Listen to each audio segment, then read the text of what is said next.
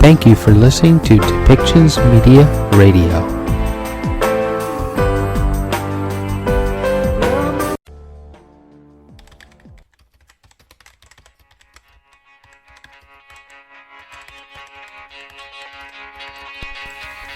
Welcome to Policy and Rights, the show about government policy and human rights.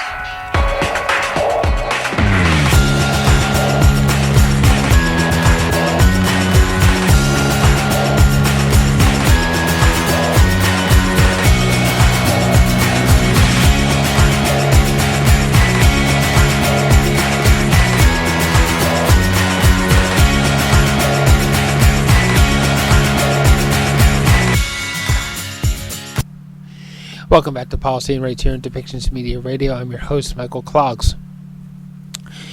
Well, the UN General Assembly meetings and debates have started, and there's a lot on the agenda to discuss. But let's focus on something else right now. Of course, in the United States, Donald Trump is still making statements to rattle Kamala Harris's cage, and hopes that that her campaign will fail. And of course, alike, there is still a reasonable amount of mudslinging coming from Kamala Harris's campaign. One thing that needs to be said, though,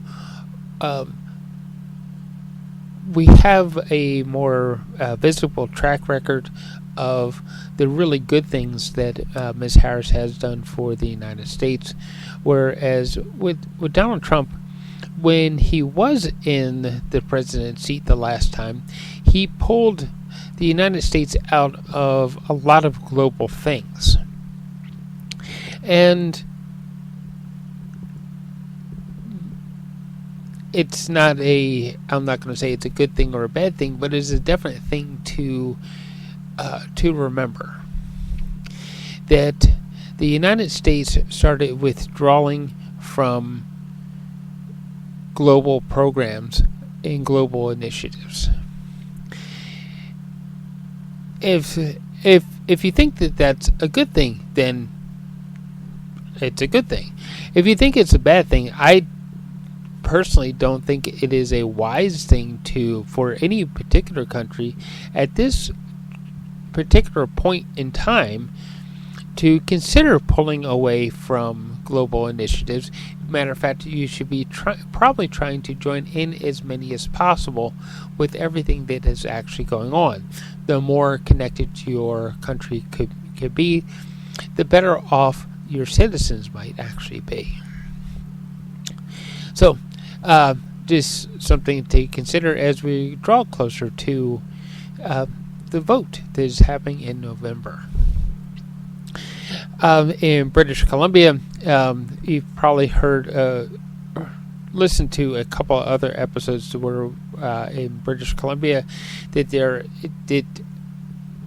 while the political campaign is ramping up for the new premier and government setup for British Columbia, as David Eby is defending his seat along with his fellow NDP party members, that one of the hot topic buttons is sexual orientation and gender identity, or otherwise known as SOGI.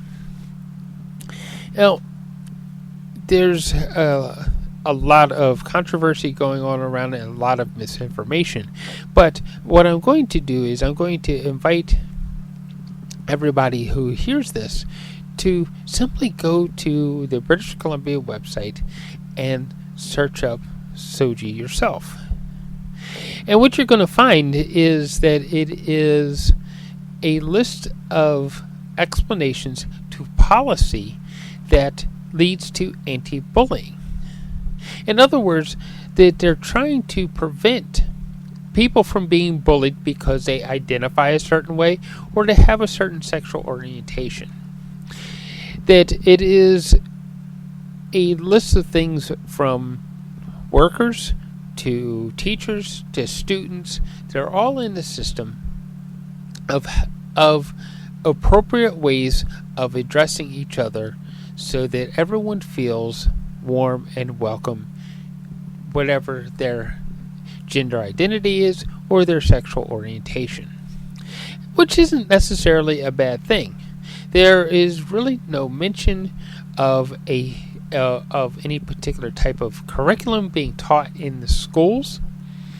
There is no mention of trying to convert students into animals that has been suggested by certain people. And it is kind of a neutral stance to those who are on the opposite side of the coin, who want to see government take more of a stance and force more things on to people.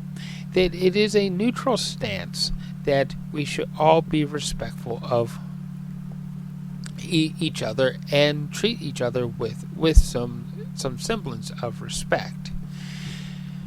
Not necessarily a bad thing. Matter of fact, I would say that that's a good thing. So, before you jump on either bandwagon about SOGI, if you're in British Columbia, check out the website and see what the government is actually saying and not what the rhetoric is that is being spread around. Now, with that being said, that the politicians themselves should not allow this topic to become politicized, because when we start politicizing things, that's when, well, miraculously, we start losing freedoms. That policies are created where we don't need policies, and government officials appear where they weren't before, limiting what we might be able to say or do. Okay, so let's move to the Middle East, because we are getting reports from mass media resources saying that the Hezbollah and Israel could be ramping up towards a full-scale war. That they've been firing periodic rockets. We've heard about the pager incident where the IDF managed to be able to distribute a number of devices that actually had some sort of explosive effect. And it is they're reporting that tensions are mounting. So it's one of those hot button things in our world right now, that we could be looking at more and more conflict. And it's something that we don't need, and it is something that, of course, is being addressed in the United Nations General Assembly as they're meeting and debating things right now.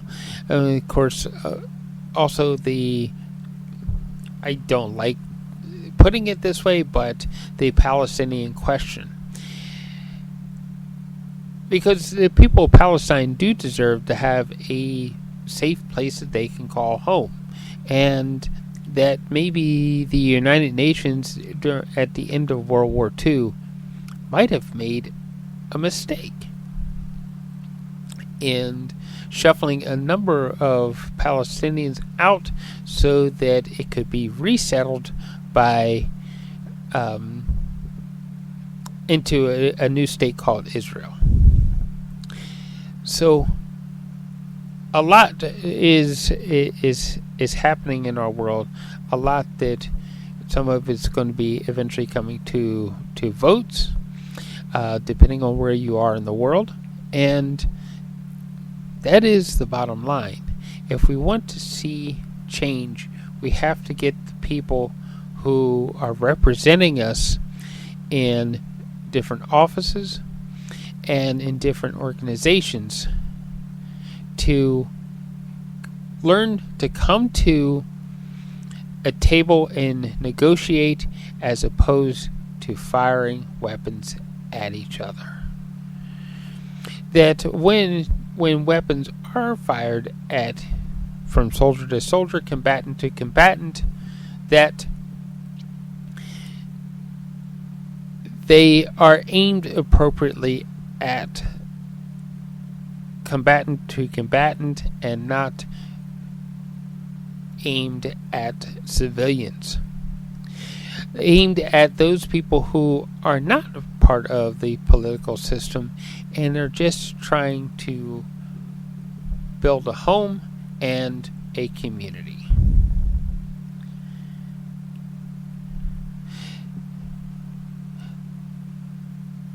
There is a we need to actually put people in office that want to stop the hatred so that we can promote a better life for human beings overall. So let's listen to some of the recordings and debates that we have from the UN General Assembly as they debate in the UNGA 79.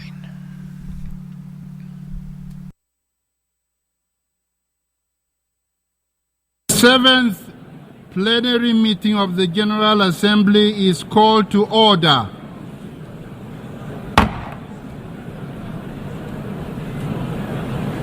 Not moving. Okay. Before proceeding to the general debate, the General Assembly will hear an introduction by the Secretary General of his annual report on the work of the organization, issued as document A/79/1 under agenda item 111 in accordance with resolution 51/241. I now give the floor to the Secretary General of the United Nations, His Excellency António Guterres.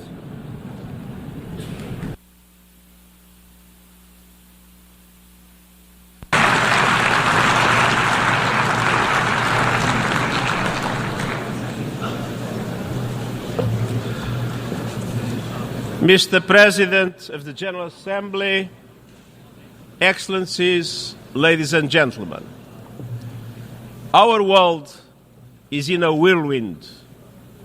We are in an era of epic transformation, facing challenges unlike any we have ever seen, challenges that demand global solutions. Yet, geopolitical divisions keep deepening. The planet keeps heating. Wars rage with no clue how they will end. And nuclear posturing and new weapons cast a dark shadow. We are edging towards the unimaginable, a power keg that risks engulfing the world. Meanwhile, 2024 is the year that half of humanity goes to the poles, and half of humanity will be affected. I stand before you in this whirlwind, convinced of two overriding truths. First, the state of our world is unsustainable. We can't go on like this. And second, the challenges we face are solvable. But that requires us to make sure the mechanisms of international problem solving actually solve problems. The Summit of the Future was a first step, but we have a long way to go. And getting there requires confronting three major drivers of unsustainability. A world of impunity, where violations and abuses threaten the very foundation of international law and UN Charter. A world of inequality, where injustices and grievances threaten to undermine countries or even push them over the edge. And a world of uncertainty, where unmanaged global risks threaten our future in unknowable ways. These worlds of impunity, inequality, and uncertainty are connected and colliding. Excellencies, the level of impunity in the world is politically indefensible and morally intolerable. Today, a growing number of governments and others feel entitled to get out of jail free card. They can trample international law. They can violate the United Nations Charter. They can turn a blind eye to international human rights conventions or the decisions of international courts. They can thumb their nose at international humanitarian law. They can invade another country, lay waste to whole societies, or utterly disregard the welfare of their own people. And nothing will happen. We see this age of impunity everywhere, in the Middle East, in the heart of Europe, in the Horn of Africa, and beyond. The war in Ukraine is spreading with no signs of letting up. Civilians are paying the price in rising death tolls and shattered lives and communities. It is time for a just peace based on the UN Charter, on international law, and on UN resolutions. Meanwhile, Gaza is a non-stop nightmare that threatens to take the entire region with it. Look no further than Lebanon. We should all be alarmed by the escalation. Lebanon is at the brink. The people of Lebanon, the people of Israel, and the people of the world cannot afford Lebanon to become another Gaza. Let's be clear.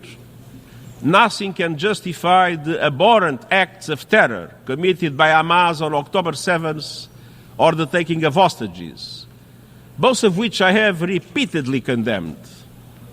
And nothing can justify the collective punishment of the Palestinian people. The speed and scale of the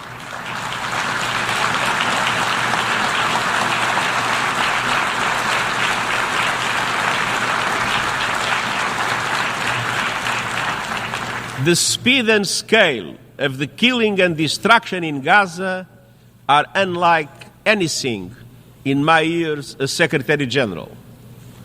More than 200 of our own staff have been killed, many with their families. And yet the women and men of the United Nations continue to deliver humanitarian aid. And I know you join me in paying a special tribute to UNRWA and to all humanitarians in Gaza.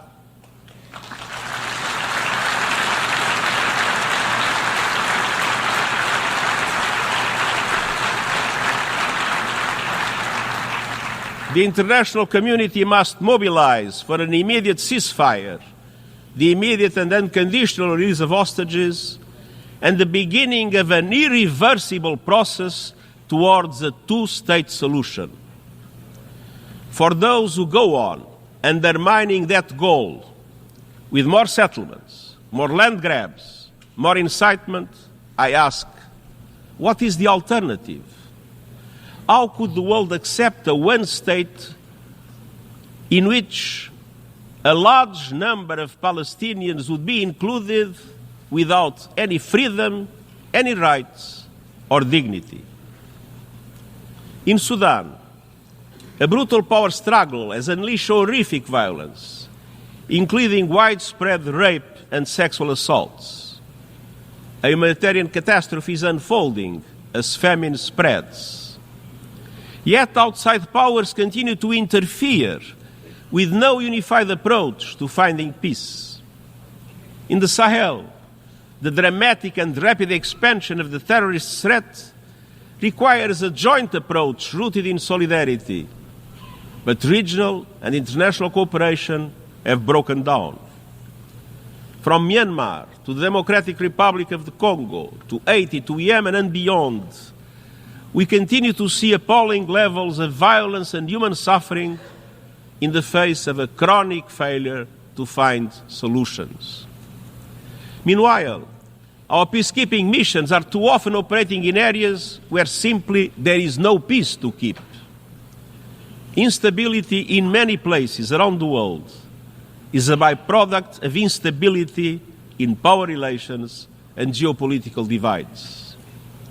For all its perils, the Cold War had rules. There were hotlines, red lines, and guardrails. It can feel as though we don't have that today, and nor do we have a unipolar world. We are moving to a multipolar world, but we are not yet there yet. We are in a purgatory of polarity. And in this purgatory, more and more countries are filling the spaces of geopolitical divides, doing whatever they want with no accountability. That is why it is more important than ever to reaffirm the Charter, to respect international law, to support and implement decisions of international courts, and to reinforce human rights in the world, anywhere and everywhere.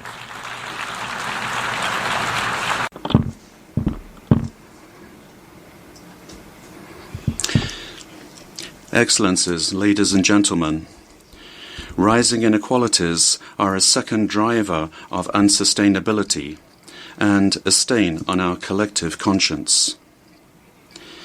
Inequality is not a technical or bureaucratic issue. At its heart, inequality is a question of power with historic roots. Conflict, climate upheaval, and the cost of living crisis are pushing those roots even deeper. At the same time, the world has not recovered from the surge in inequalities caused by the pandemic.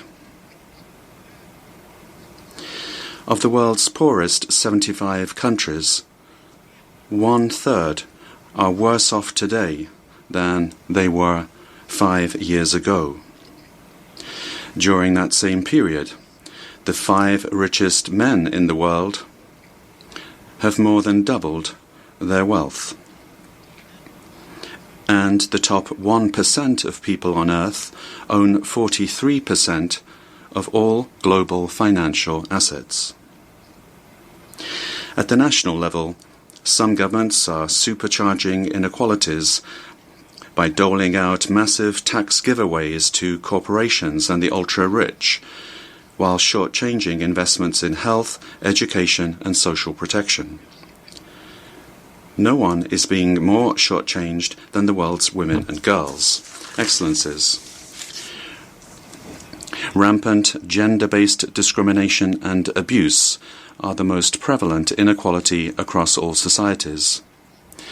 Every day, it seems that we are confronted by yet more sickening cases of femicide, gender-based violence and mass rape, both in peacetime and as a weapon of war.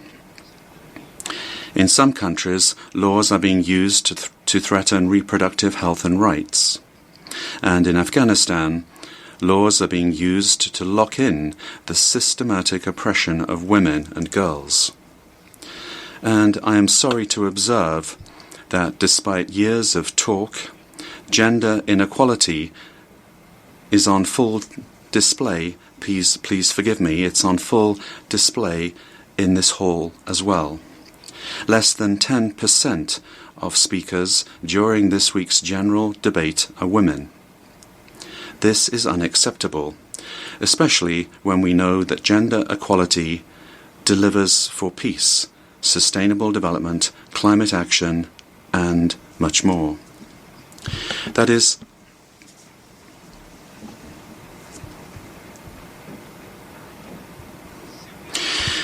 precisely why we took targeted measures to achieve gender parity among the United Nations senior leadership.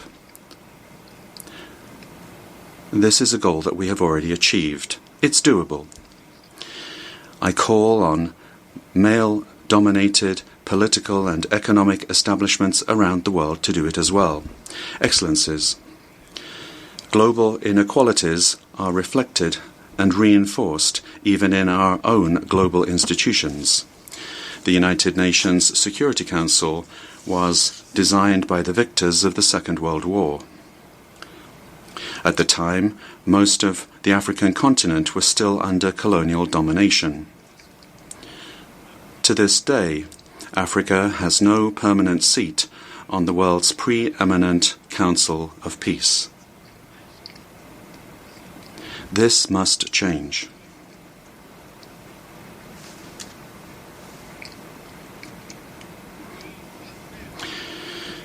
So must the global financial architecture set up 80 years ago. I commend the leaders of the World Bank and the International Monetary Fund for taking the important steps that they have. But, as the Pact for the Future emphasizes, tackling inequalities requires accelerating reform of the international financial architecture. Over the past 8 decades, the global economy has grown and transformed. The Bretton Woods institutions have not kept pace. They can no longer provide a global safety net or offer developing countries the level of support that they need. In the world's poorest countries, the debt interest payments now cost more on average than investments in education, health, and infrastructure combined. And around the world, more than 80% of Sustainable Development Goal targets are off track. Excellencies, getting back on track requires a surge of financing for the 2030 Agenda and the Paris Agreement. That means that G20 countries need to lead on an SDG stimulus of $500 billion a year. It means reforms to substantially increase the lending capacity of multilateral development banks and to enable them to massively scale up affordable long-term climate and development finance. It means expanding contingency financing through recycling of special drawing rights. And it means promoting long-term debt restructuring. Excellencies, I have no illusions about the obstacles to reform of the multilateral system. Those with political and economic power, or those who believe they have that power, are always reluctant to change. But the status quo is already draining their power. Without reform, fragmentation is inevitable, and global institutions will become less legitimate, less credible, and less effective. Excellencies, the third driver of our unsustainable world is uncertainty. The ground is shifting under our feet. Anxiety levels are off the charts, and young people in particular are counting on us and seeking solutions. Uncertainty is compounded by two existential threats: the climate crisis and the rapid advance of technology, in particular artificial intelligence. Excellencies, we are in a climate meltdown.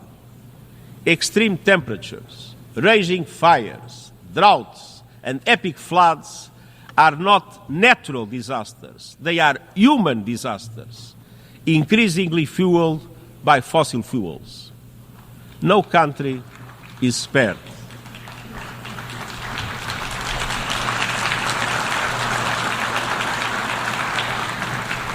But the poorest and most vulnerable are hardest hit.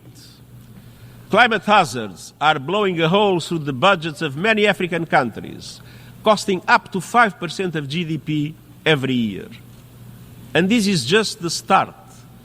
We are on course to careen past the global limit of a 1.5 degree temperature rise. But as the problem gets worse, solutions are getting better. Renewable prices are plummeting, rollout is accelerating, and lives are being transformed by affordable, accessible, clean energy. Renewables don't just generate power, they generate jobs, wealth, energy security, and a path out of poverty for millions. But developing countries cannot be plundered in that journey. Our panel on critical minerals has recommended fair and sustainable ways to meet global demand for these resources which are essential to the renewables revolution. Excellencies, a future without fossil fuel is certain. A fair and fast transition is not. That is in your hands. By next year, every country must produce an ambitious new national climate action plan or national determined contributions. And this must bring national energy strategies, sustainable development priorities, and climate ambitions together. They must align with 1.5 degree limit, cover the whole economy, and contribute to every one of the COP28 energy transition targets. An International Energy Agency report released today breaks this down. By 2035, on average, advanced economies must slash energy emissions 80% and the emerging markets 65%. The G20 is responsible for 80% of total emissions. They must lead the charge, keeping with the principle of common but differentiated responsibilities and respective capabilities in the light of different national circumstances. But these must be done with a joint effort, pooling resources, scientific capacities, and proven and affordable technologies for all to be able to reach those targets. I'm honored to be working closely with President Lula of Brazil, who is both G20 chair and COP30 host, to secure maximum ambition, acceleration, and cooperation. We just met for that purpose. Finance is essential. COP29 is around the corner. It must deliver a significant new finance goal. And we also need a loss and damage fund that meets the scale of the challenge and developed countries meeting their adaptation finance promises. And we must finally flip the script on a crazy situation. We continue to reward polluters to wreck our planet. The fossil fuel industry continues to pocket massive profits and subsidies, while everyday people bear the costs of climate catastrophe, from rising insurance premiums to lost livelihoods. I call on G20 countries to shift money from fossil fuel subsidies and investments to a just energy transition, to put an effective price on carbon, and to implement new and innovative sources of financing, including solidarity levies on fossil fuel extraction through legally binding, transparent mechanisms. All by next year, and this taking into account that those who shoulder the blame must foot the bill. Polluters must pay.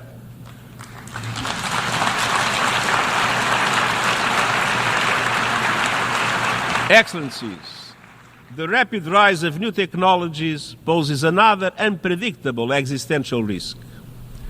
Artificial intelligence will change virtually everything we know, from work, education and communication to culture and politics. We know AI is rapidly advancing, but where is it taking us? To more freedom or more conflict? To a more sustainable world or greater inequality? To being better informed or easier to manipulate?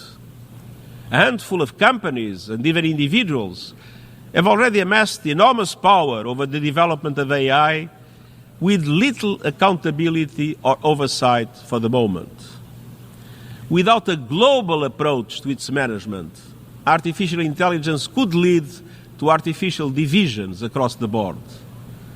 A great fracture with two internets, two markets, two economies, with every country forced to pick a side and enormous consequences for all.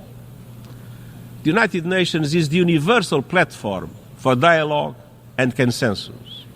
It is uniquely placed to promote cooperation on AI, based on the values of the Charter and international law, or it does not happen. And I welcome important first steps. 2 resolutions in the General Assembly, the Global Digital Compact and the recommendations of the High-Level Digital Compact and the recommendations of the High-Level Body on AI can lay the foundations for inclusive governance of AI.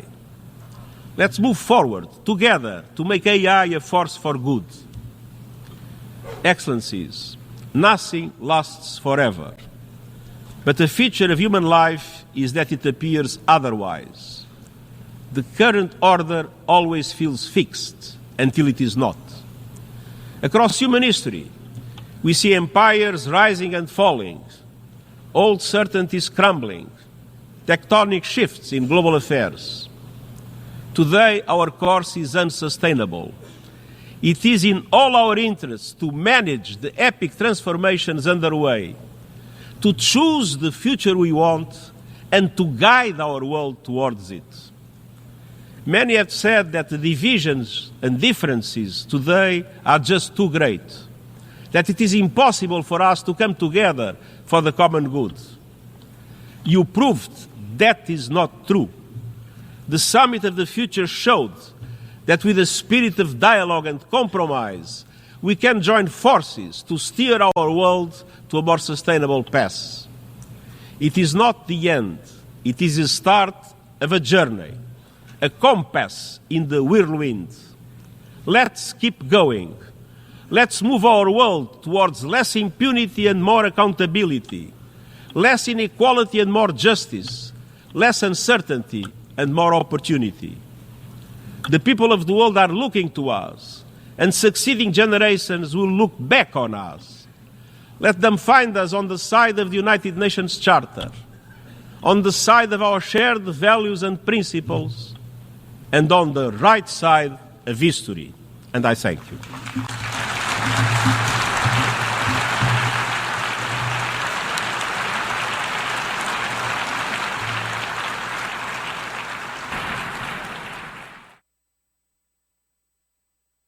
The Assembly would hear an address by His Excellency Recep Tayyip Erdogan, President of the Republic of Turkey. I request protocol to escort His Excellency and invite him to address the Assembly.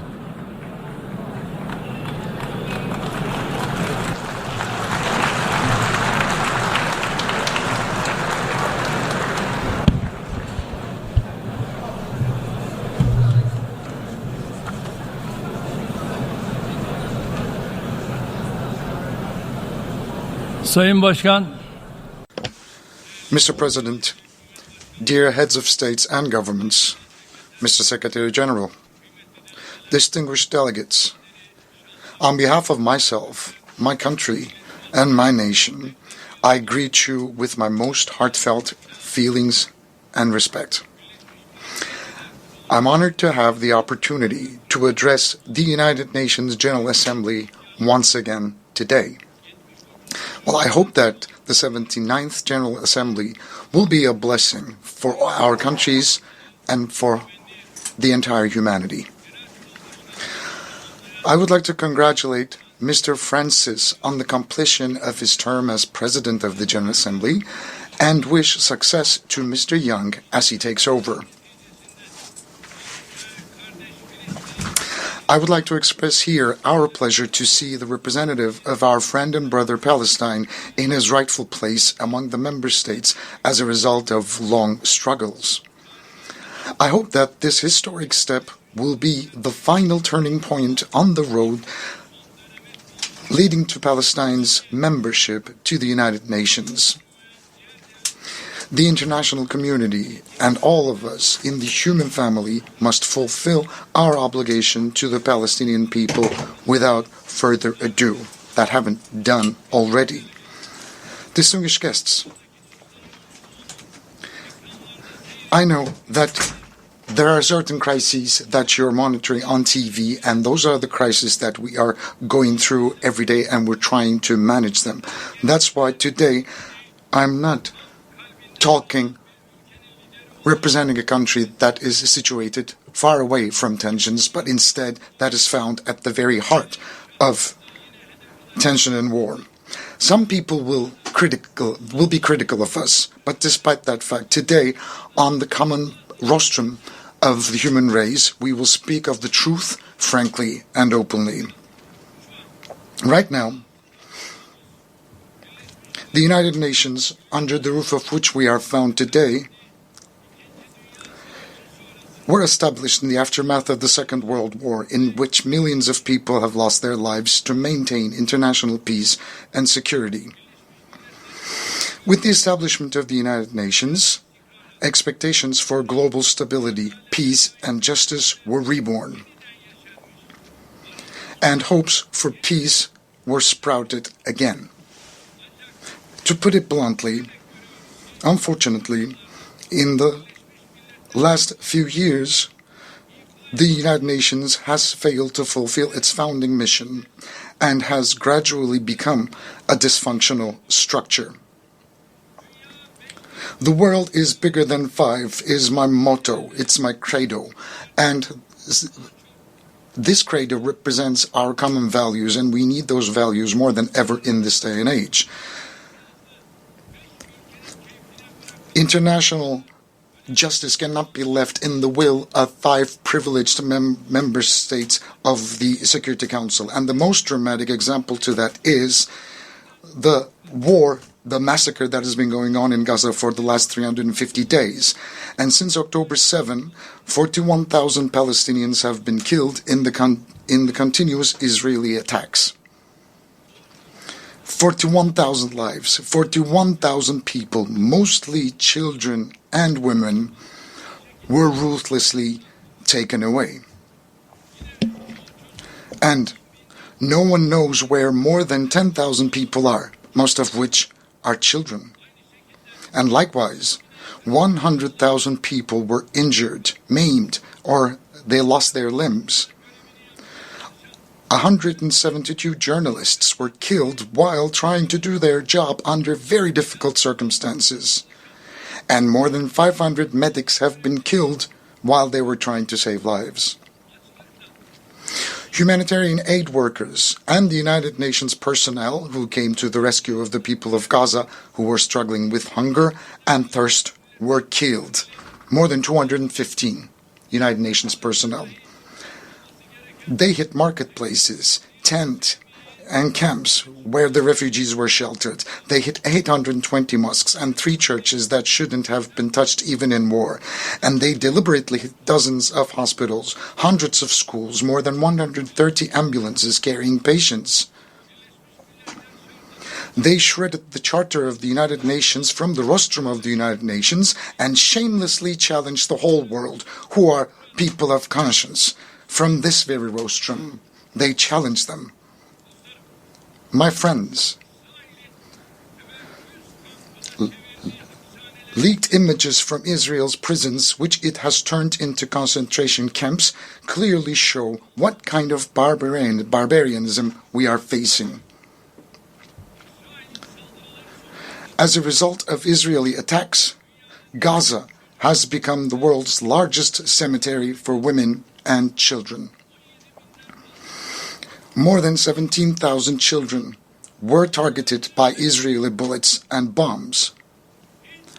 Hind Recep was only 6 years old.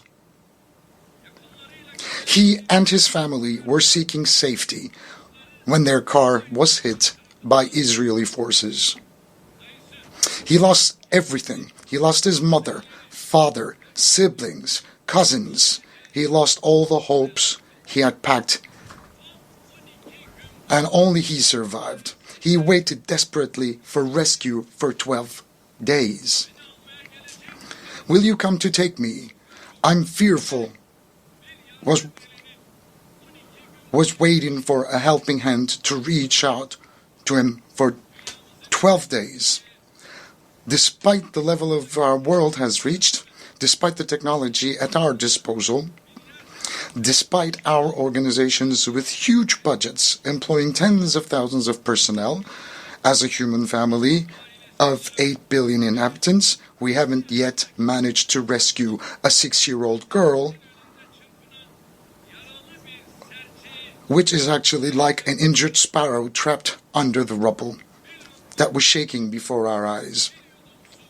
Hundreds of Gazan children died and are still dying because they cannot find a morsel of a dry bread, a sip of water, and a bowl of soup.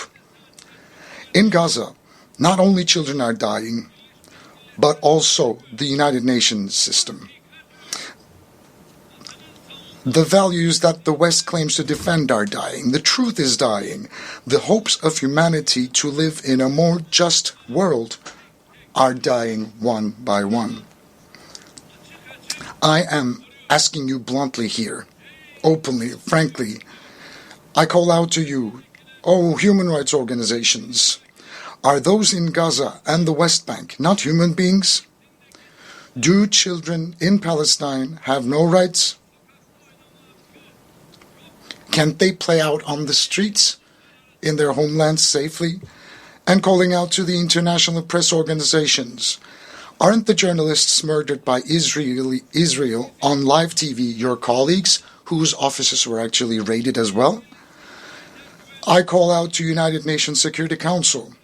What are you waiting for to prevent the genocide in Gaza, to put a stop to this cruelty, this barbarianism? What are you waiting for to stop Netanyahu and his network, who is endangering the lives of the Palestinian people, which is a part of a mass murder network? And what are you still waiting for to stop them, putting to danger their own people and the entire region for political gain? I would like to call out to the countries supporting Israel in an unconditional manner. How long are you going to be able to carry the shame of witnessing this massacre?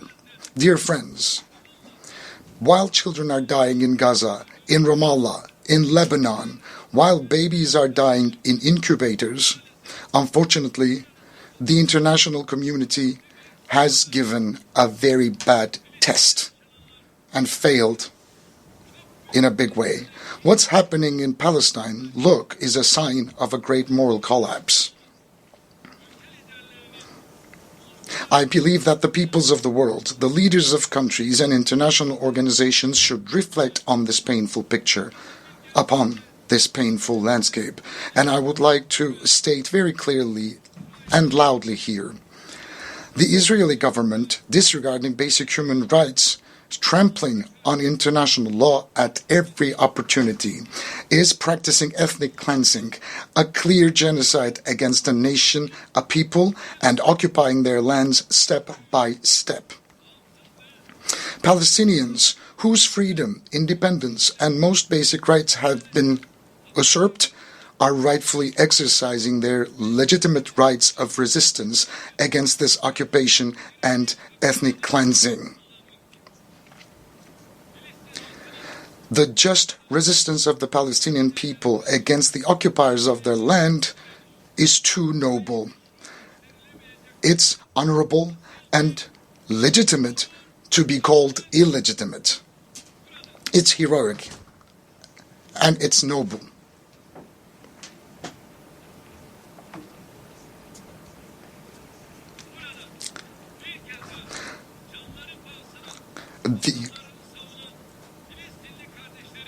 The only reason for Israel's aggression against the Palestinian people is the unconditional support of a group of countries. And I would like to wave at my brothers and sisters at the legitimate resistance in Palestine. As I've said before, the support of a group of countries for Israel is the reason why this aggression is still going on. Countries that have a say over Israel are openly complicit in this massacre, with a policy of run for the hare and catch the hound. Those who are supposedly working for a ceasefire in front of the stage continue to send arms and ammunition to Israel so that it can continue its massacres in the background. This inconsistency and this is insincerity. Look, there's a paper that has been going around back and forth since May.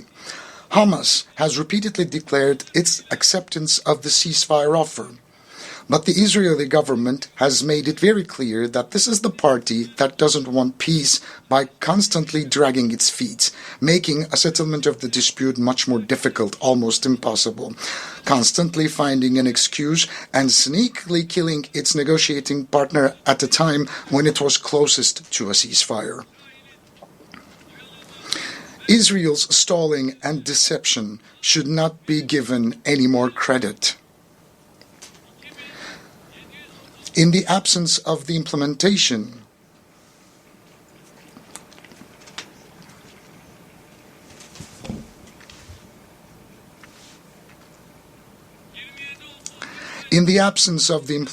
of UN Security Council Resolution number 2735, coercive measures against Israel should be put on the agenda. Israel's behavior has once again demonstrated that it is imperative for the international community to develop a protection mechanism for Palestinian civilians. 70 years ago, just as Hitler was stopped by an alliance of humanity, Netanyahu and his murder network must be stopped by an alliance of humanity.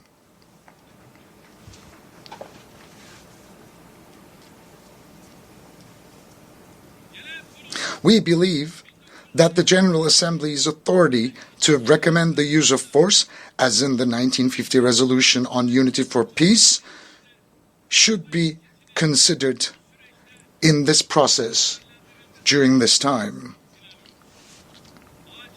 An immediate and a permanent ceasefire must be established. Hostages and prisoners must be exchanged. And humanitarian aid must be delivered to Gaza unhindered and uninterrupted. It's very, very important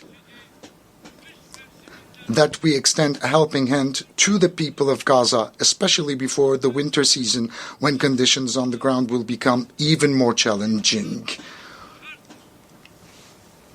Look, right now, 70% of the water supplies and 75% of the bakeries in Gaza have been destroyed.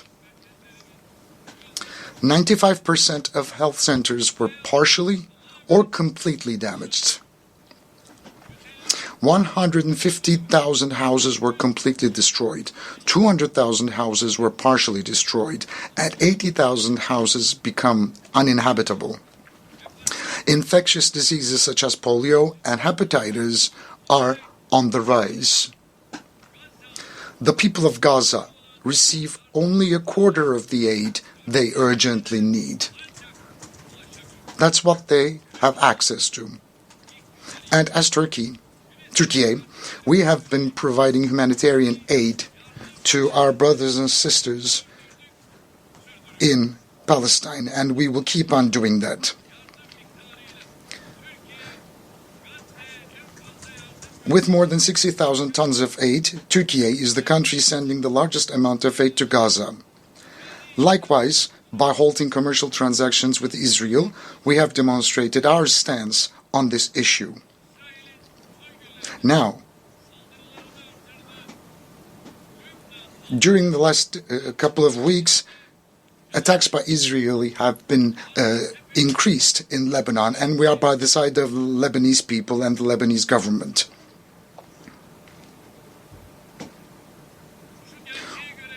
We can see this truth for what it is. Those who murdered 41,000 people cannot rest until those who gave the orders, pulled the trigger, and dropped the bombs are held accountable for their crimes. We will not heave a sigh of relief. Our conscience will not go silent. The bill for the billions of dollars of damage caused in the cities that have been destroyed, wrecked, and reduced to rubble must and will be compensated by the perpetrators. We support the case brought by the Republic of South Africa at the International Court of Justice to ensure that Israel's crimes do not go unpunished. We will take every step necessary for justice to be served in the case for which we have applied as an intervener or as a party.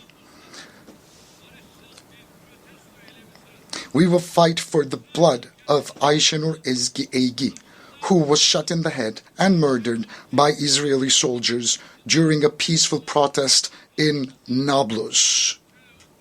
And we will fight in all legal remedies, and we will keep on doing that.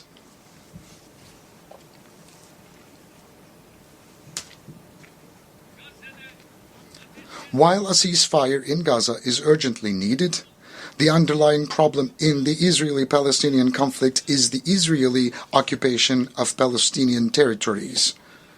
Based on the 1967 borders, an independent, sovereign, and geographically integrated Palestinian state with East Jerusalem as its capital must come into being. This cannot be delayed any longer. I would like it to be known that we are closely following Israel's increasing attacks on our first Qibla, Al-Aqsa Mosque and Haram al-Sharif. I would like to state once again on this podium as Tayyip Erdogan once again that I'm not using a language of politics.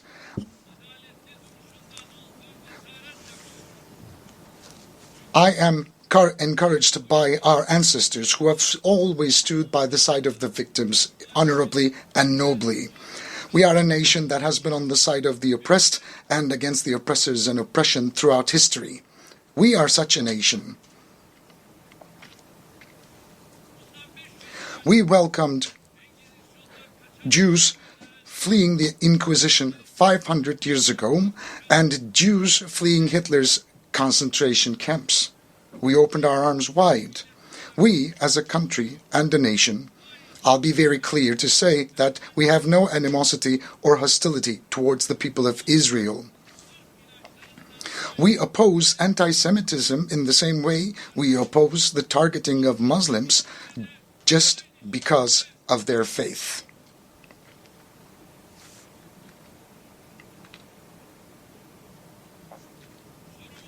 Our problem is with the massacre policies of the Israeli government.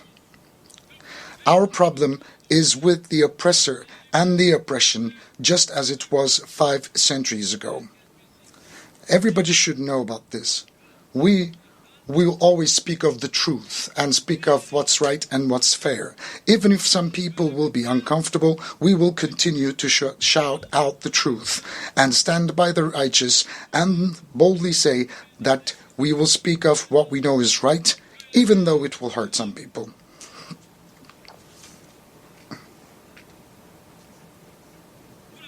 From here, I would like to thank all the courageous people who show solidarity with the Palestinian people without discrimination of faith, country, language, or religion, and who take to the streets almost every week to raise their voices against the massacres in Gaza.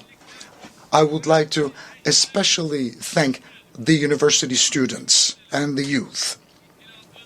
Distinguished delegates, unfortunately, in the 14th year of the conflict, Syria is still far from stability.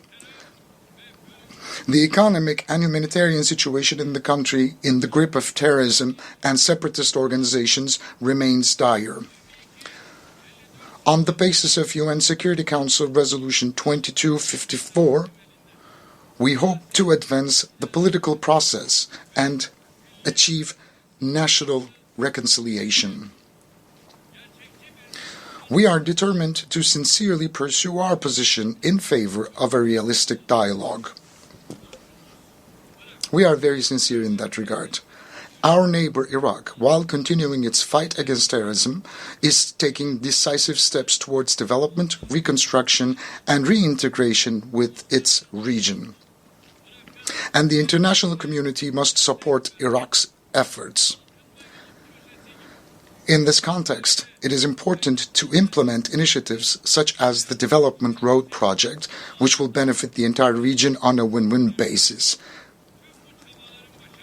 The success of all these efforts depend on the complete elimination of the terrorist threat in Iraq, in particular the PKK. We are strengthening our common action plan with another neighbor of ours, Iran, in the region in order to establish stability and peace. It's going to contribute tremendously to our efforts. The war in Ukraine has been going on for 3 years, and we are still away from establishing a permanent peace and stability. As the arms race accelerates, the space for diplomacy is shrinking. It's very important that diplomacy and dialogue will ensure territorial integrity and sovereignty of Ukraine, and our support for those endeavors of Turkey will continue even strongly. And again, during this process, we are determined to implement the Montreux Convention on the Straits. We will rigorously implement the Montreux Convention. We support the peace process between Azerbaijan and Armenia and hope that this process will be concluded as soon as possible with good news. We support continued high-level contacts between the two countries. And we are focusing on dialogue. Turkey and Armenia, we are also taking positive steps on that track too. Progress in the Azerbaijan-Armenia peace process will have a positive impact on the Turkey-Armenia normalization process. Dear friends, we play a constructive role for the prosperity and peace at the Balkans, of which we are an integral part, and we act in close cooperation with all actors in the region.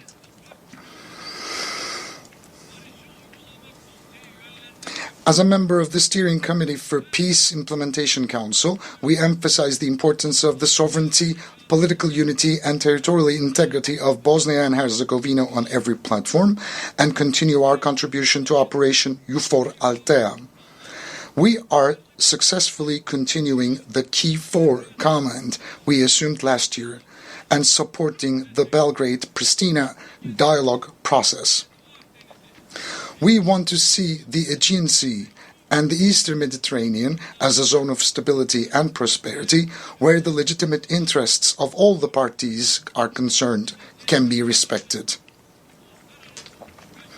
It is in the common interest of the entire region to enhance cooperation, particularly on the delimitation of maritime jurisdictions in accordance with international law, freedom and safety of navigation, and maritime trade. International maritime law encourages cooperation between littoral states in closed or semi-closed seas, such as the Aegean Sea. Turkey is ready for constructive cooperation on all issues, especially in energy and environment. We have the longest coastline in the Eastern Mediterranean, and Turkey's key role is undeniable. Turkey has legitimate rights and authorities in the western part of the island of Cyprus, while the Turkish Cypriots have legitimate rights in the areas around the world. It has been 50 years since the Cyprus peace operation and 61 years since the Cyprus issue emerged as a result of the Greek Cypriot usurpation of the partnership state. From that day until today, peace and tranquility have prevailed on the island. It was always the Turkish Cypriots and Turkey who put forth the sincere will to bring about a just, lasting, and sustainable solution to the Cyprus issue. The federation model is now completely outdated, and We fully support the vision of a two-state solution with two different nations put forward by the Turkish Republic of Northern Cyprus. The sovereign, equality and equal international status of the Turkish Cypriots, which are the vested rights of the Turkish Cypriots, must be re-registered and the isolation must end. Today, I once again invite the international community to recognize the Turkish Republic of Northern Cyprus and to establish diplomatic, political and economic relations. We actively support the stabilization of Libya and the preservation of the unity and integrity of the country. We call on all states to sincerely stand by Libya at this very sensitive time and contribute to building trust between the parties. We must do more to end the conflict in Sudan. We all have a responsibility to deliver humanitarian assistance to the millions of Sudanese people displaced by the conflict. With its young and dynamic population, rich natural resources, and vast fertile lands, Africa has enormous potential. Based on the principles of equal partnership and mutual respect, hand in hand with the peoples of Africa, we support the continent's efforts for peace, stability, and development. We will continue to stand in full solidarity with our African brothers and sisters. As part of our initiatives, we are strengthening our deep-rooted ties with Asia. We are deepening our engagement with our partner regional organizations such as ASEAN, the Shanghai Cooperation Organization, and the Pacific Islands Forum. We keep our will to develop our relations with BRICS, which brings together emerging economies alive.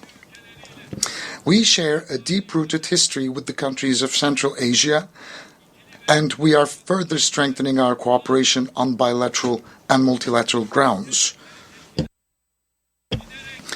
Our Organization of Turkic States is gradually turning into a center of attraction. The organization is becoming an exemplary model of cooperation with the contributions of observer members Hungary and the Turkish Republic of Northern Cyprus. We will further strengthen our unity and our togetherness as the Turkic world. And within the framework of respect for China's sovereignty and territorial integrity, we are in close dialogue with China to protect the fundamental rights and freedoms of Uyghur Turks, with whom we have strong historical, cultural, and humanitarian ties. We endeavor to build on the friendly ties we have established with the countries in Latin America and the Caribbean. Distinguished delegates, we must work together to address global injustice. The United Nations Sustainable Development Goals concept of leaving no one behind is a guiding principle for these efforts. As one of the largest aid donors relative to its gross domestic product, Turkey's development cooperation activities contribute to achieving the Sustainable Development Goals. We contribute to efforts to ensure fair, inclusive growth and development in all international platforms, especially the G20, of which we are a member. We approach technological breakthroughs not as a source of new injustice and conflicts, but as a source of a more prosperous future, such as AI. We believe that all nations should equally benefit from the transformative power of these breakthrough technologies. The United Nations Technology Bank for Least Developed Countries, which we are hosting, is a concrete manifestation of our efforts in this direction. But unfortunately, the cyber terror attacks that took place in Lebanon last week show us once again how deadly these technologies can be used as weapons. I approach the climate change issue from that same perspective. No country can tackle emission reductions and climate change adaptation alone. The most important issues for developing countries are financing, technology transfer, and capacity building. I sincerely believe that the COP29 climate summit in Baku will contribute to the solution of these issues.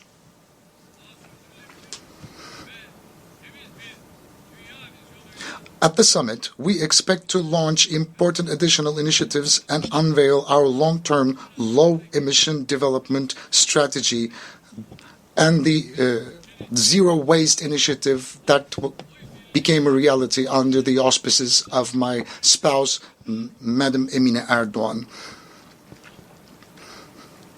And with mutual agreements, we have taken our domestic affairs and initiatives to international agendas.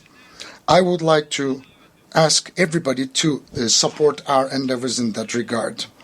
We see Islamophobia, xenophobia, and racism creeping over the world like a poison ivy.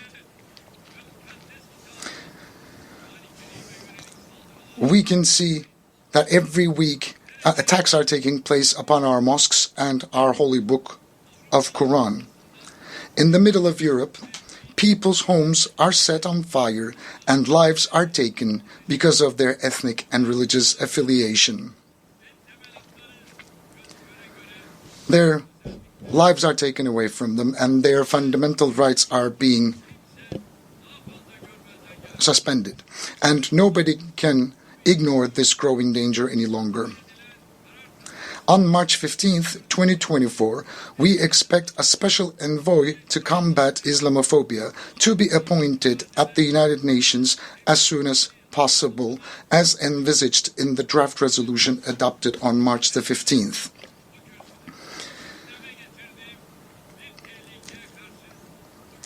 Today, I would like to draw your attention once again to the danger that I raised last year on this podium. Attacks on the institution of family, the pillar of society, are increasing. The disgrace staged at the opening of the 2024 Olympic Games has revealed the extent of the threat we face as humanity.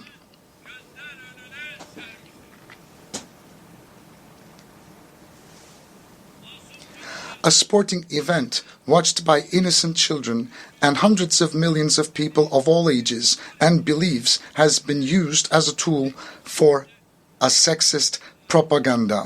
It was actually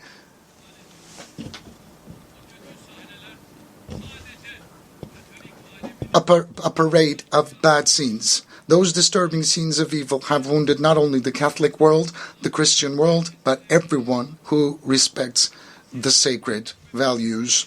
The issue of desexualization is no longer an orientation, but a global imposition.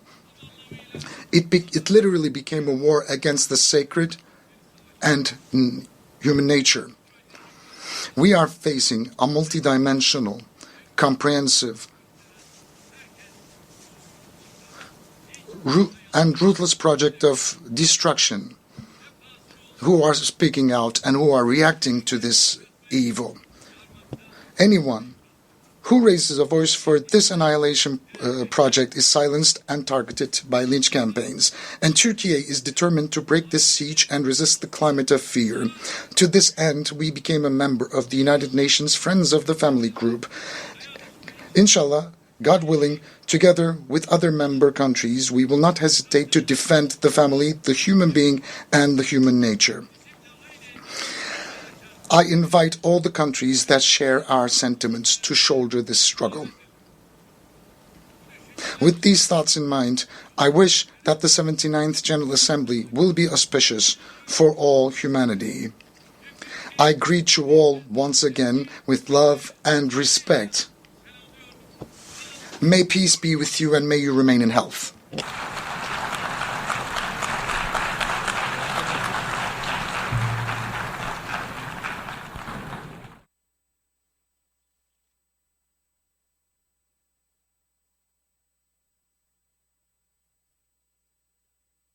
Will now hear an address by His Excellency Matamela Cyril Ramaphosa, President of the Republic of South Africa. I request protocol to escort His Excellency. I invite him to address the Assembly.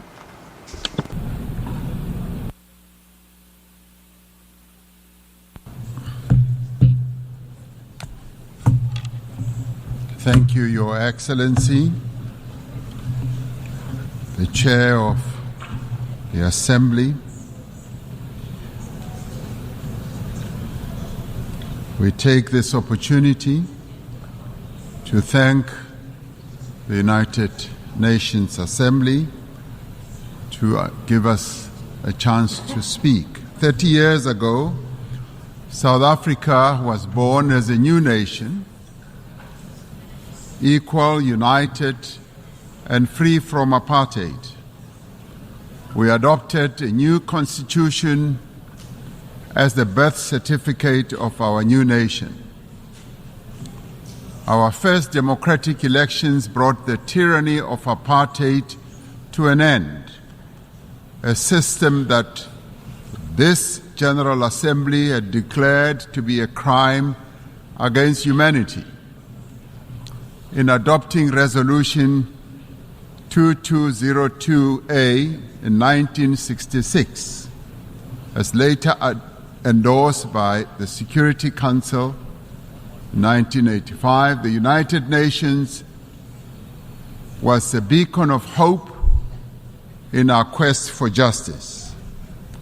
The great wave of solidarity of the peoples of the world, led by the United Nations, turned the tide against apartheid. Today, democracy flourishes in South Africa. We have a progressive constitution, an entrenched human rights culture, and strong institutions. We have laws to advance equality and programs to protect society's most marginalized and vulnerable. We continue to transform our economy so that it is in a more competitive position to create jobs, to attract more investment, and that it should benefit all. South Africa is a party to global treaties on human rights, gender equality, children's rights, refugee protection, and environmental protection. A few days ago, South Africa also endorsed the pact that charts the course for a better future for global governance and towards the attainment of the Sustainable Development Goals. As signatory to the Paris Agreement, we are contributing our fair share towards the global effort and have a just energy transition plan to guide our carbon journey and climate-resilient development. Through the African Union, we are working to advance Agenda 2063. We are involved in mediation and conflict resolution across our continent and actively contribute to peacekeeping missions. Our political culture has evolved and it continues to mature. We have just held our 7th free and fair general elections since our democracy, paving the way for the formation of the Government of National Unity. 10 political parties have coalesced around a common agenda for economic growth, job creation, poverty eradication, and sustainable development. South Africa is in a new era, an era of great promise. In what some have called our second miracle, South Africans of all races have rallied behind the government of national unity. We are making headway in resolving some of our most pressing challenges. Our economy has started to improve, and investor confidence is on the rise. Our country's prospects look bright, and we look to the future with great hope. The South African story bears witness to the enduring role of the United Nations in global matters. In supporting our struggle, the United Nations affirmed the principles of the UN Charter, the fundamental human rights, the dignity and worth of every person, and the equal rights of nations, large and small. It affirmed the aspiration contained in the Universal Declaration of Rights that we should strive for a world free of barbarous acts that outrage the conscience of humankind. Genocide was declared to be a stain on the conscience of the world, and the world community took a stand against genocide. Apartheid was declared a crime against humanity and a stain on the conscience of the world. The United Nations took a stand against apartheid. These were seen as crimes against humanity then, and they continue to be crimes against humanity now. It has been 11 months since the Hamas attack that killed 1,200 people and where hostages were taken. As South Africa, we have condemned this attack. In response, Israel embarked on an act of collective punishment in its assault on the people of Gaza. The torment of the people of Gaza continues unabated. More than 41,000 Palestinians have been killed. Homes, hospitals, churches, mosques, and schools lie destroyed. Famine and disease stalk the streets of Gaza. This cannot but shock our collective humanity. The violence the Palestinian people are being subjected to is a grim continuation of more than half a century of apartheid that has been perpetrated against Palestinians by Israel. We South Africans know what apartheid looks like. We lived through apartheid. We suffered and died under apartheid. We will not remain silent and watch as apartheid is perpetrated against others.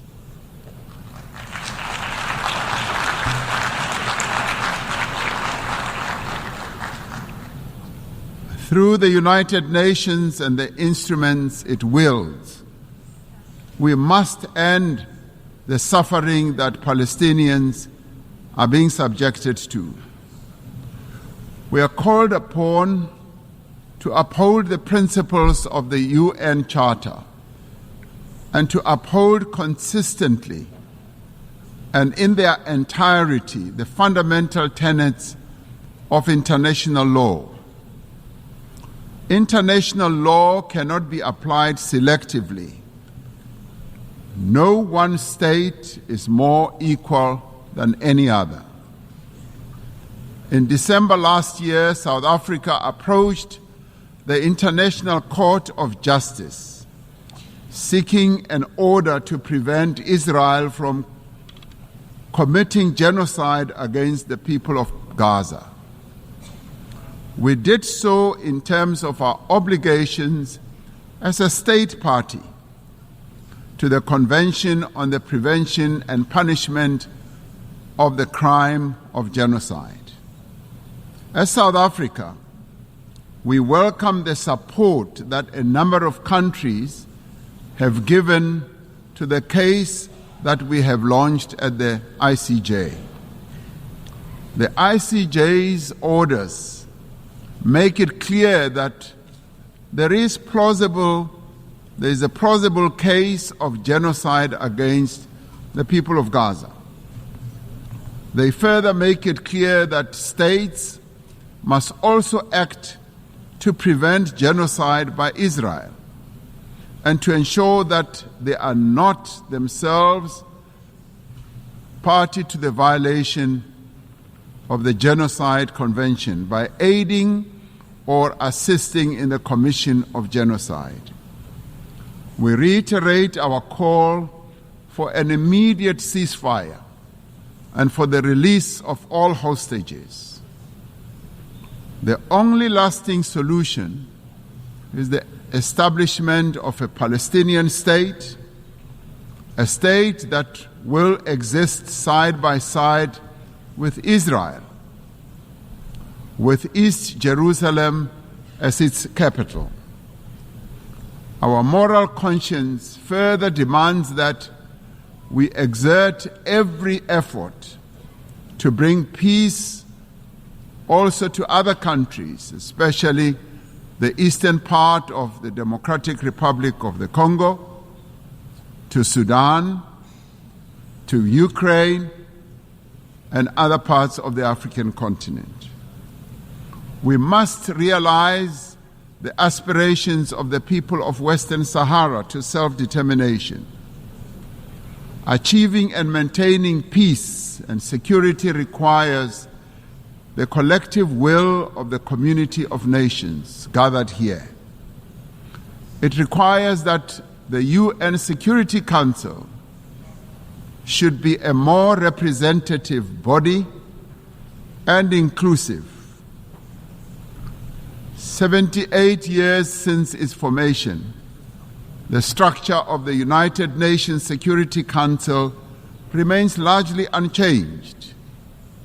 Africa and its 1.4 billion people remain excluded from its key decision-making structures. This cannot continue. The Security Council has not fulfilled its mandate to maintain international peace and security. The UN Security Council must be reformed as a matter of agency.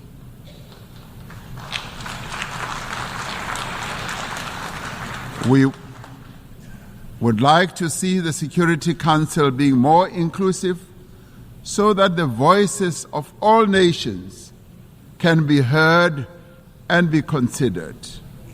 It cannot remain an exclusive club of just 5 nations to the exclusion of the many nations in the world.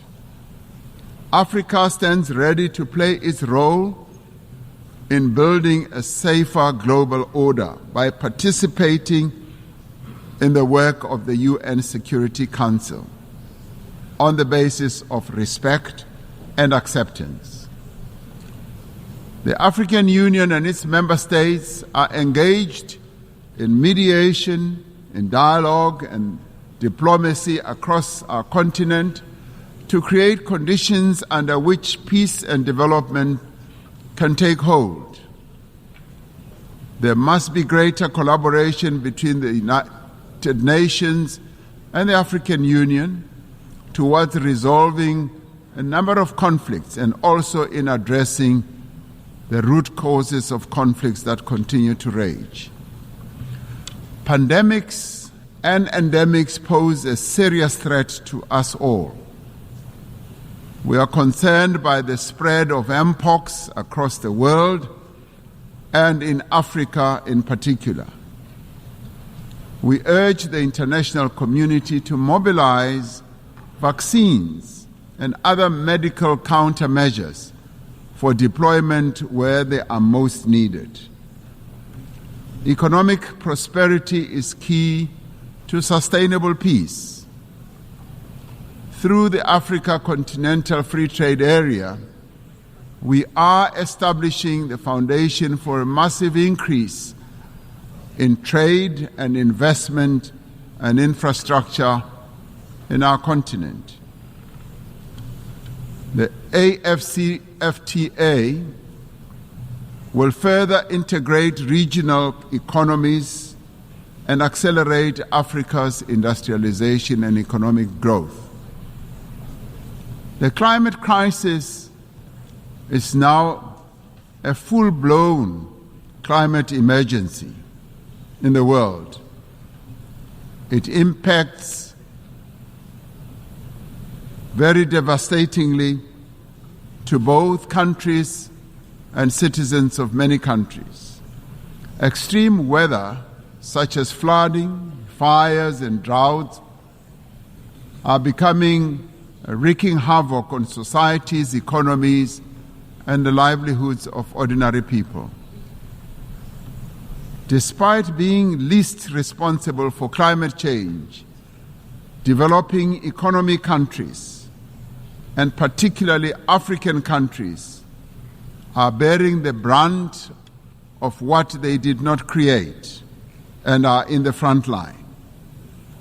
As South Africa, we remain committed to contributing our fair share to reduce global emissions, guided by the principle of common but differentiated responsibilities and respective capabilities. We have adaptation and mitigation programs and policies in place and have passed a climate change law to further support our emissions reduction targets. It is essential that climate actions do not deepen global inequality or stifle the developmental aspirations of the global South. The industrialized nations are not honoring their climate commitments, and we repeat the call for predictable and sustainable financing for climate action. We must operationalize the agreed-upon climate financing and capacity-building instruments to advance mitigation and adaptation. Pursuing sustainable development necessitates that those with greater means should support those who lack them. The world faces annual financing gap of some $4 trillion to achieve sustainable development. We call on better resourced countries to scale up their levels of support to developing economy countries. Debt is the millstone around the neck of many developing economy countries, stifling their potential and development. Debt servicing is robbing a number of countries of much-needed funds to support health, education, and social spending. South Africa endorses the United Nations Secretary General's call for the reform of the global financial architecture to enable developing economy countries to lift themselves out of the quicksand of debt. We must commit to systems for financing development that are more accessible, agile, and equitable. In 2025, South Africa will assume the presidency of the G20. We will use this important role to advocate for the peoples of Africa and all of the global South, for their development and advancement. South Africa welcomes the adoption of the Pact for the Future and congratulates our sister country, Namibia, as well as for the Federal Republic of Germany for having ably steered the United Nations towards the adoption of the resolution in this regard.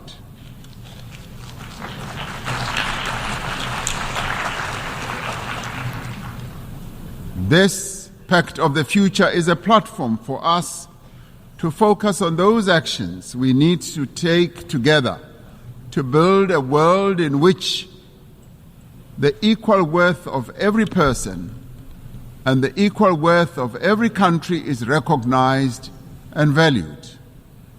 We particularly welcome the commitments to place poverty eradication at the center of all our efforts, and for the Sustainable Development Goals financing gap in developing countries to be closed. The disparities in wealth and development within and between countries is simply unjust and unsustainable. We must continue to strive for equal treatment, for equal opportunity and advancement for all individuals and all nations. The Pact for the Future must reinvigorate international solidarity, like veins that carry sustenance to every part of the body. Solidarity is the lifeblood of human progress. It binds us together to nourish the greater good. It is achieving the greater good for the common good to which we all strive. Through dialogue, through respect for the rule of law, through the advancement of human rights, through cooperation and solidarity, we can and we will be able to achieve a better world for all the peoples of the world. I thank you.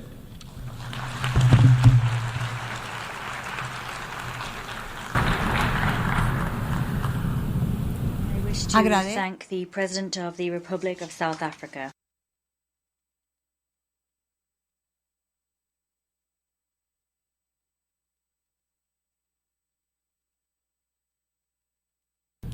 The Assembly will hear an address by His Excellency Julius Maada Bio, President of the Republic of Sierra Leone. I request protocol to escort His Excellency and invite him to address the Assembly.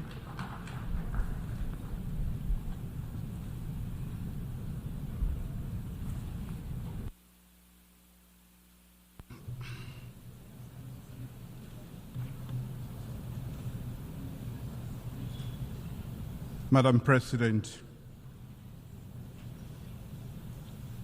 I congratulate His Excellency Philemon Yang on his election as President of the 79th session of the United Nations Secretary General and express Sierra Leone's support to you during your tenure. I extend my deep gratitude to His Excellency Dennis Francis for his principled stewardship as President of the 78th session of the United Nations General Assembly. I appreciate and thank His Excellency António Guterres, Secretary General of the United Nations, for his tireless effort and global leadership. Madam President, more than 30 years ago, Sierra Leone was plunged into a decade-long brutal civil war. More than 50,000 people were killed, and millions fled their homes as refugees and internally displaced persons. The situation in Sierra Leone at that time was not unique. Conflicts existed in other parts of West Africa, in Africa, and around the world. In Sierra Leone, however, we overcame our challenges with a common vision for peace through genuine dialogue, committed leadership, and action. Notably, the hard-won peace we enjoy is not without its fragility, and we remain vigilant in safeguarding it. Sierra Leone's peace journey exemplifies the values of ownership, engagement through dialogue, and our partnership with ECOWAS, the United Nations, and the broader international community, which yielded the peace dividend. This story has shaped our engagement at the United Nations Security Council since the commencement of our second tenure in January this year. For almost 9 months, Sierra Leone, as an elected member of the United Nations Security Council, has endeavored to be a voice of reason and a bridge builder with balance and objectivity.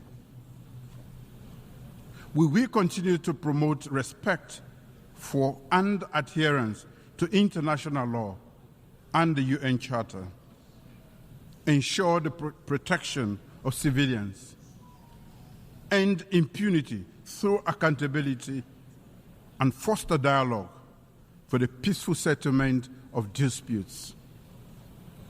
Our commitment to these principles is even more imperative now than ever before, as we are confronted with conflicts of great magnitude in the Middle East, Africa, Asia, and Europe. The need for a ceasefire in Gaza and the wider Middle East, as well as in Sudan, Eastern Democratic Republic of Congo, and Ukraine, is not just pressing, but urgent. Immediate action is required to prevent further loss of precious lives and human suffering. We need collective action to stop all conflicts and engage in meaningful dialogue so that the countries can move forward with their development agenda in peace, security, and stability. As a country that has experienced the devastating consequences of armed conflict, we acknowledge that peace cannot be achieved in isolation. It requires inclusive political processes, economic development, and respect for human rights. For the millions of civilians trapped in ongoing armed conflicts, words of condemnation and empathy alone are not enough. It is imperative that we act together as the United Nations with a sustained commitment to end the cycle of violence and give innocent civilians the opportunity to enjoy lasting peace and prosperity. In the Sahel and West Africa, the regional leadership has been hard at work to find urgent solutions to the numerous peace and security challenges, particularly to curb the spread of terrorism and violent extremism. I call upon the international community to strengthen support for African-led peace initiatives and for the United Nations to play a more active role in addressing the root causes of conflicts.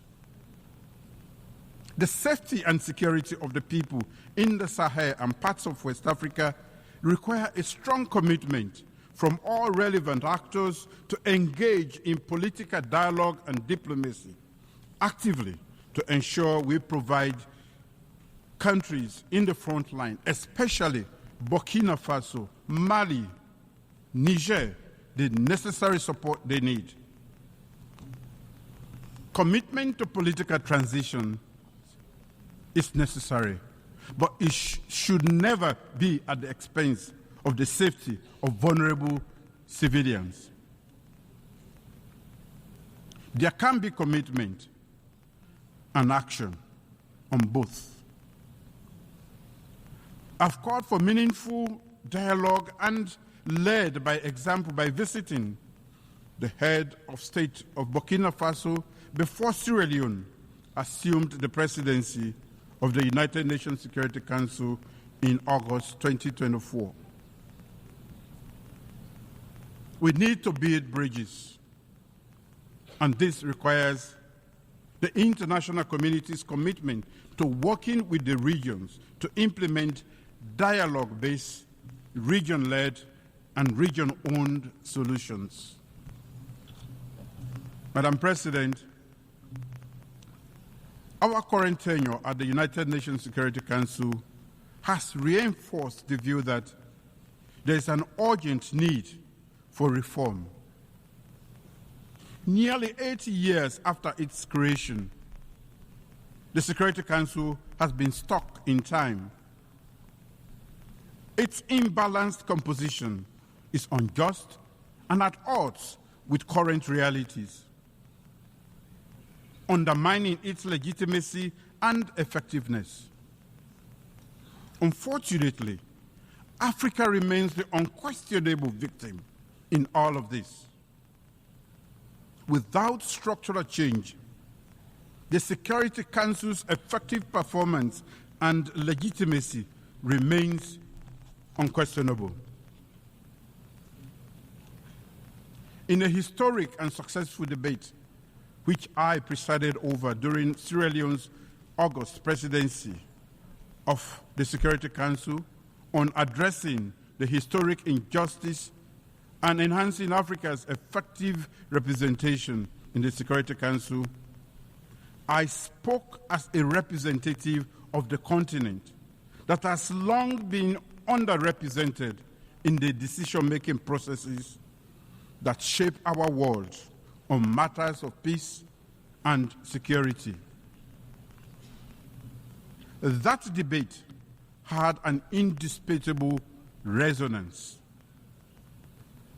One, that the historical injustice being perpetrated against Africa must be rectified. Two, that Africa must be treated as a special case. And three, that it must be prioritized in the reform process.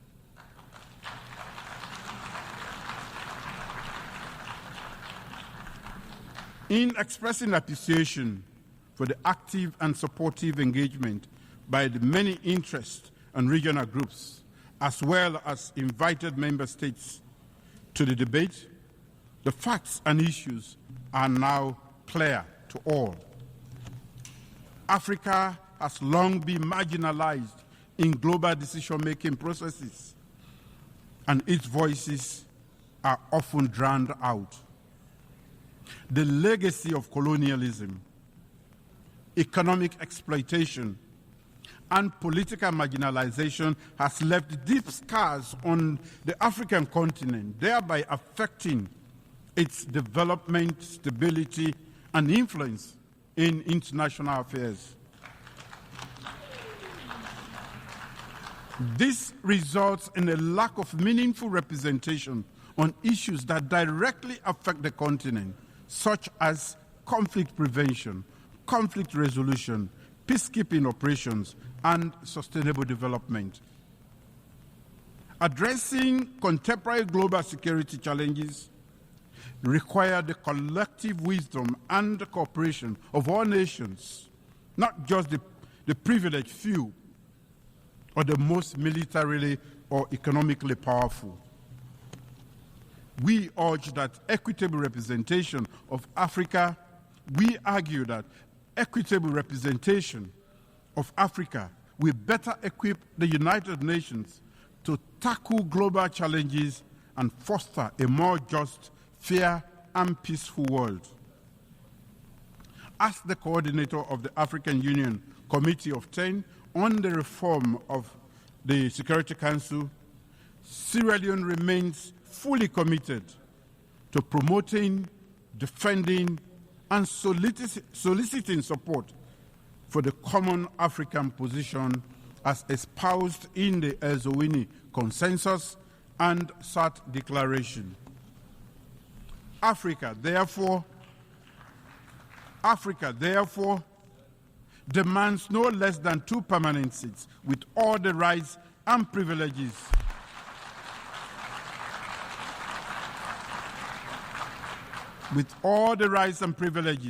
of the permanent members, including the right to veto, and 2 additional seats in the non-permanent category of the Security Council.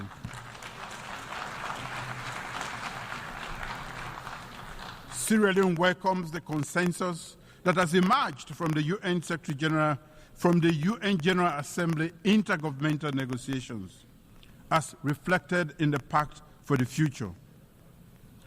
And I quote, "To address the historical injustice against Africa as a priority, and while treating Africa as a special case, improve the representation of the underrepresented and unrepresented regions and groups." End of quote.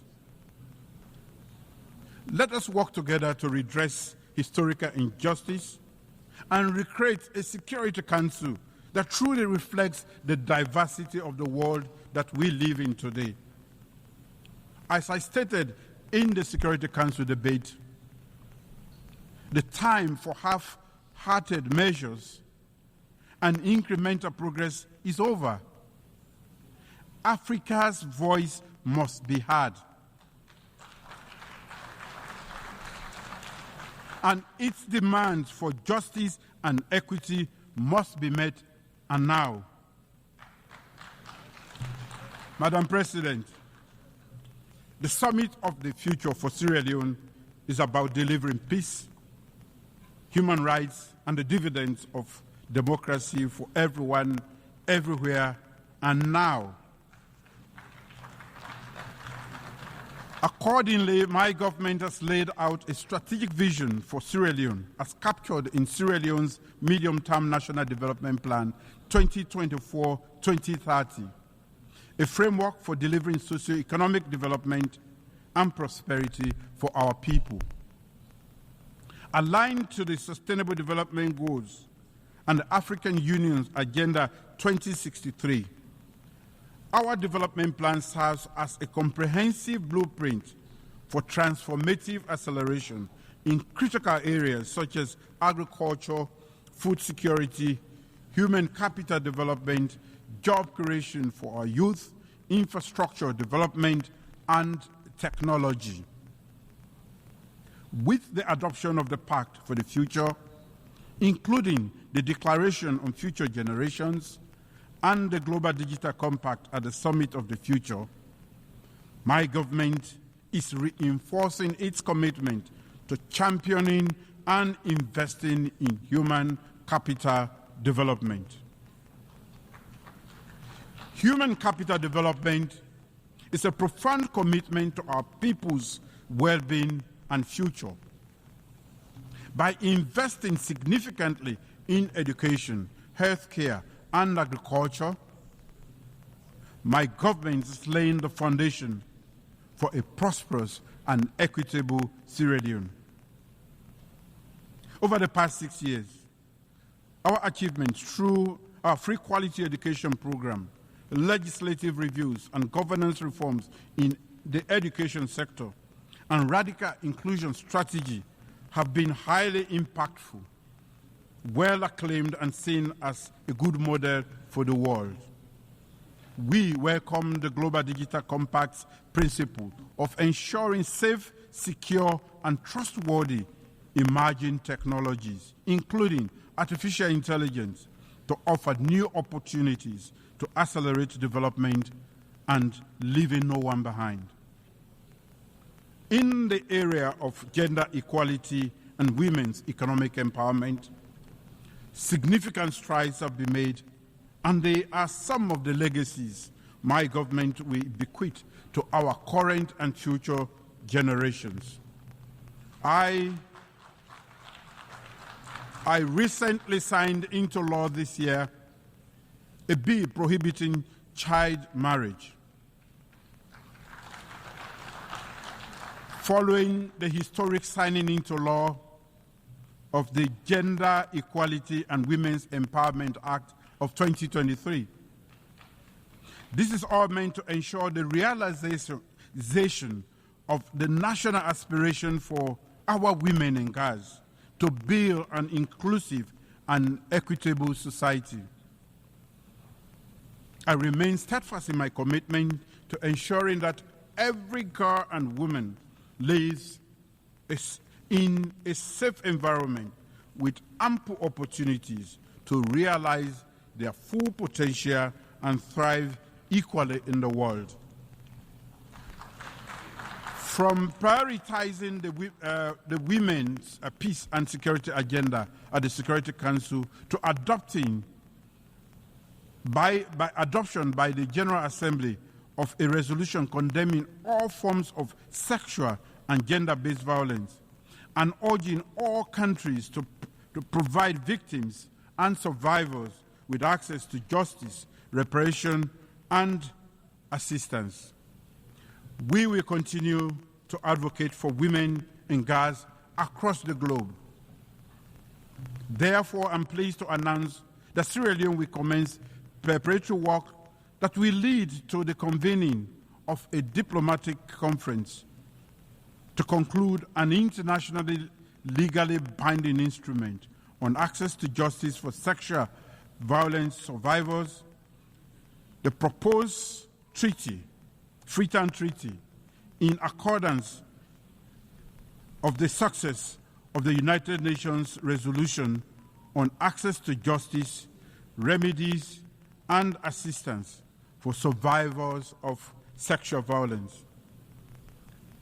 Madam President, leaving no one behind and acting together to achieve sustainable development similarly means that we have to end global economic inequalities and ensure that government in least developed countries can deliver on the dividends of democracy. The unmanageable debt crisis, lack of capital flow, the devastating impact of climate change and lack of climate finance, conflicts, and political instability around the world are increasing the odds of developing countries not achieving the SDGs. The role of development finance institutions in supporting the objectives of national development plans of low-income countries, particularly those emphasizing the SDGs, is of great significance to their socio-economic development.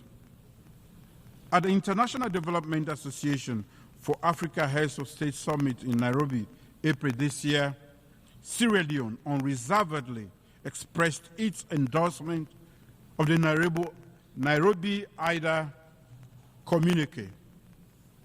The communique exemplifies the collective aspiration of the African heads of state present to raise the level of development support in Africa through the IDA 21 replenishment.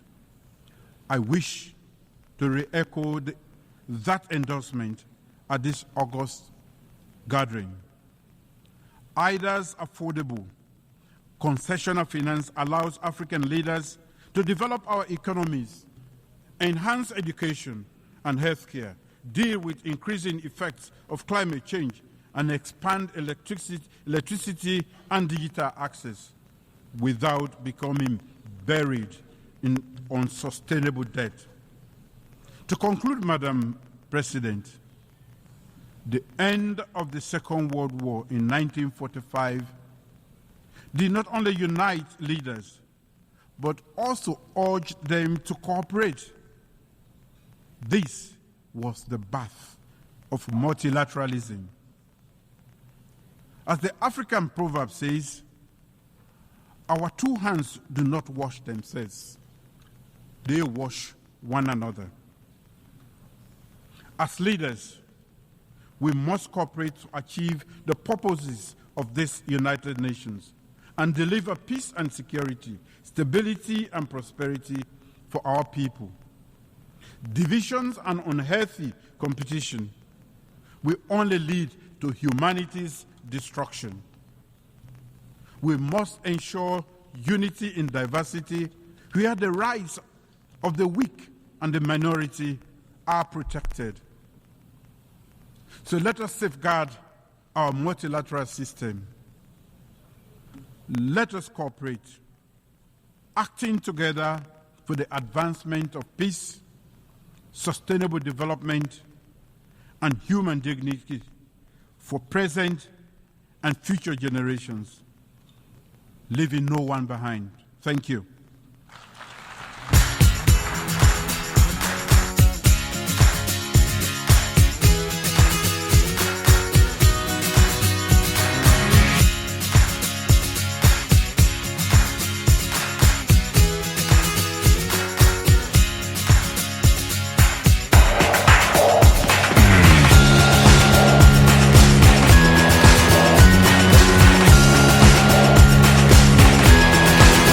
Has been produced by Depictions Media.